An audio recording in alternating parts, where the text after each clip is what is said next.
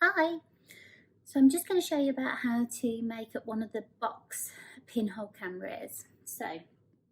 This is my own box pinhole camera. These can be bought from Key Photo, pre-made up, cut on a machine. Someone's kindly placed the Barcelona map on mine for me. Box, you get 6 pieces. Okay. One with your shutter release so you can do your pictures. To make up the box, make sure you've got the flat piece at the bottom, so you need these 2 pieces, top and bottom, one for the lid. Makes no difference here, and then you're just going to place each of the areas around it. You can see this.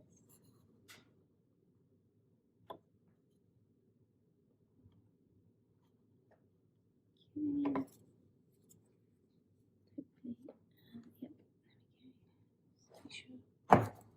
Okay, so as you can see, it's made of a box. Electrical tape, make sure you definitely use black electrical tape. Any other colour will not be light tight.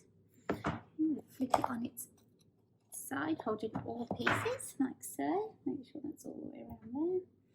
And then I'm just going to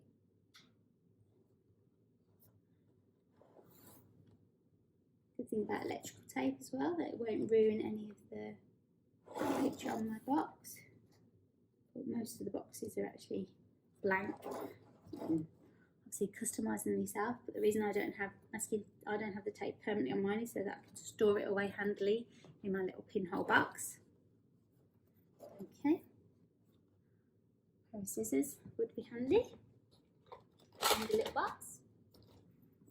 I'm a great fan of pinholes, so I have my own little box just to keep everything in. Okay, so now you can see nice light tight across the bottom, but we still have the edges here, so we definitely want to cover those edges up as well. So just keep going all the way around it, snip it off. Try not to go over the top of the box, because then you're going to struggle to put your lid on afterwards. Keep going around, so you just need 4 little pieces. It along there.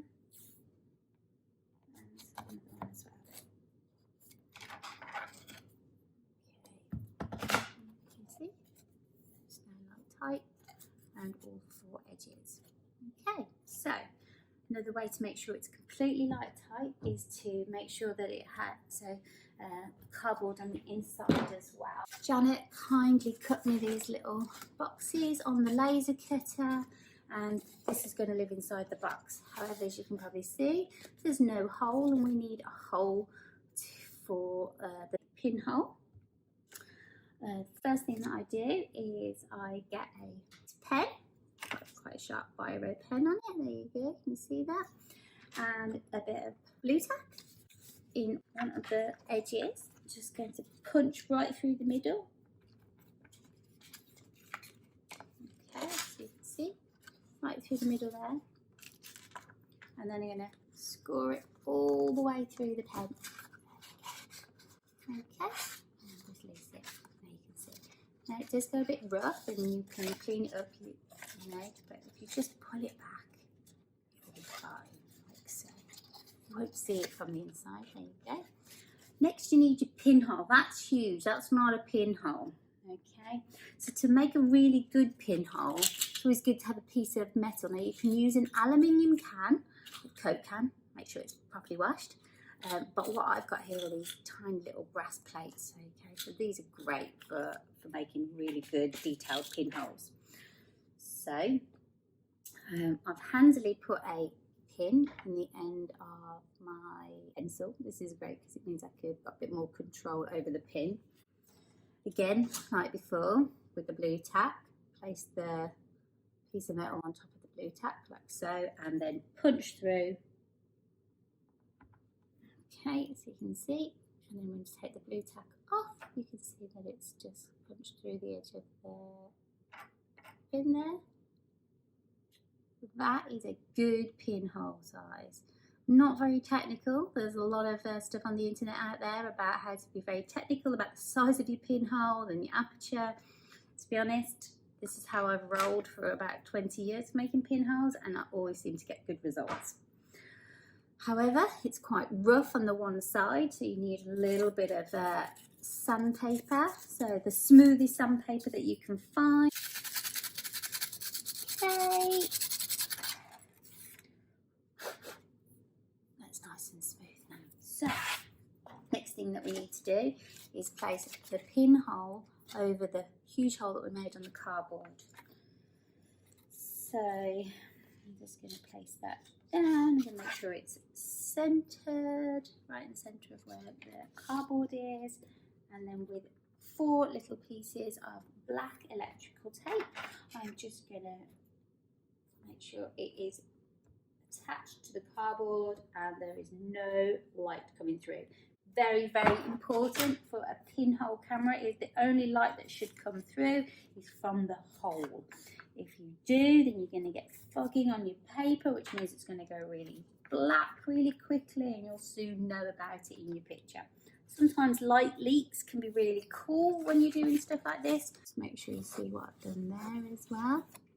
Good thing about these boxes that Janet's made me on the laser cutter is that they fold over. So light, it's very difficult for light to bend round corners. Okay.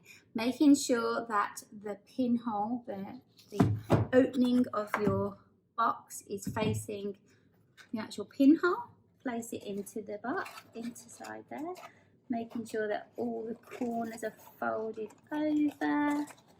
That's lovely, you can see. Okay, so on things as well, these get a bit loose, so you may need to get yourself a little screwdriver and just tighten it up before you use them. Nothing worse than moving it and then it moves around. Not too tight that you can't move it, because if you move your box while doing the pinhole, you'll get a blurry picture. Okay, so that's your box ready to go. Here's your lid. Pop your lid on top. Make sure it fits nicely, there we go, and very handy plastic band to hold your lid on. Theoretically, the light should not go through this lid here. On your first attempt, if your paper goes black really quickly, then there's definitely a light leak or you've exposed it too long. So best thing to do, test it out.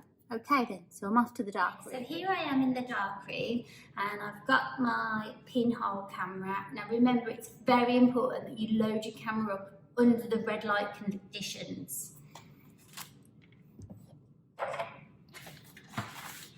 So I'm just using normal photographic paper for the dark room.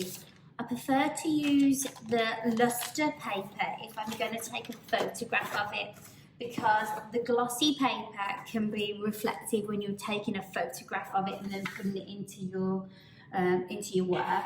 However, if I was going to scan it in, I would make sure that I would use glossy paper. It just depends on what you can access at the time. My box will take around about, so a 3" by 3" square will fit perfectly into the box. I use tiny little bit of blue tack to pop it in there, putting the lid on and putting the lost my elastic band. Okay, so it's all ready to go. Okay guys, so I'm outside. It's a bit of a grey day today, I have to say, and I've got my box. So I'm going to find somewhere that's got quite a lot of light shining on it, and you can get a lot of light into the box. So bear with me while I find somewhere. It's coming from up there behind me, so the light will be shining onto the subject that's here in front of me, and that's really important when you're doing with your pinholes or anything actually that you're doing with photography. Always make sure that the sun is facing your subject matter. I've put my pinhole camera on the floor. This is the best place to put it, or somewhere that's going to be supportive, because you're going to expose this for at least 20 seconds, especially on a day like today. So the first one I'm going to do is a 20-second exposure, then I can test it in the dark room. I do have a timer on my watch, So I'm going to just carefully move this when you get to 20. Try not to move your box. Very, very important. Once the lid's open, try not to move it. I think I might just move that slightly. Hey ho, so we're going to wait for 20 seconds. Okay, and then I'm going to close the lid down. Okay, fingers crossed. So now I'm heading back to the dark room to see what we've got. I'm back in the dark room now. So I'm going to take out my paper out of the box because it's safe to do so. Okay, the blue tack off because you don't want to put that in the developer. Okay, so there's my paper. I can't see anything at the moment, so I'm going to go over to the developers. Okay, so I'm probably have to hold this for a minute because otherwise you won't be able to see what I'm doing. So this is the developer. Make sure it's really important that you use your own equipment. Make sure it gets fully submerged. Something's starting to appear. Okay. Okay, so you can see that something's starting to appear on there. Make sure it is fully submerged and agitated for a minute at least, okay? So 1 minute, and this is the developer. Okay, I would use tongs if I could find them, so I'm just going to quickly grab it with my finger. It's really important that you drip off any excess developer before you pop it in the stop. This helps the stop last longer. And the stop is used to stop the developing time of your paper, but also to stop cross-contamination between the developer and the fixer.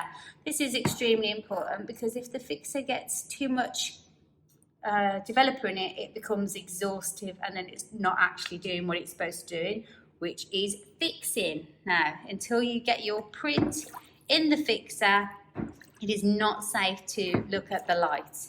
It needs to be in here for between 1 and 5 minutes. If it's a bigger print, I suggest that you flip it up the other way and then you definitely know that it's not going to get damaged. So I'm back under normal conditions. So here you can see that this is the developer, the stop, and the fix.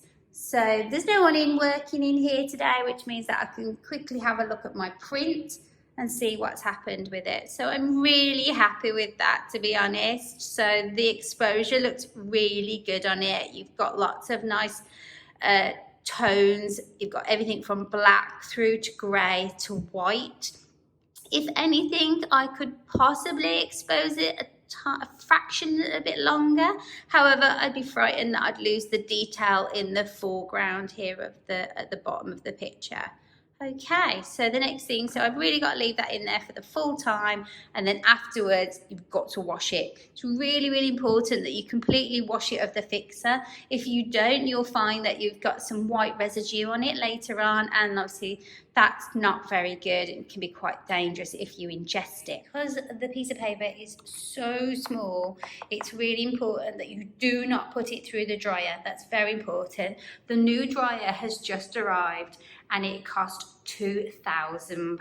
Okay.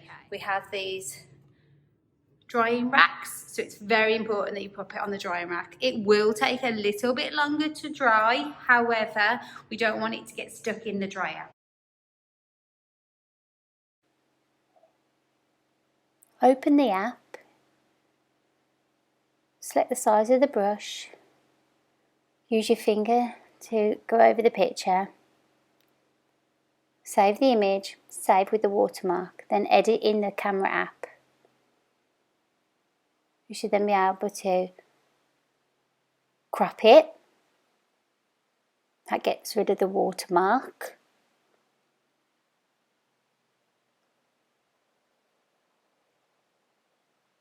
And then I select Noir from the selection on the iPhone, Auto, and then play around with the rest of the settings.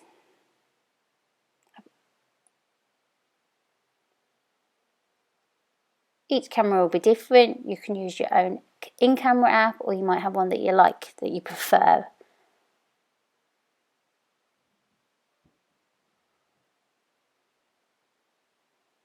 Once you're happy, upload it to your blog.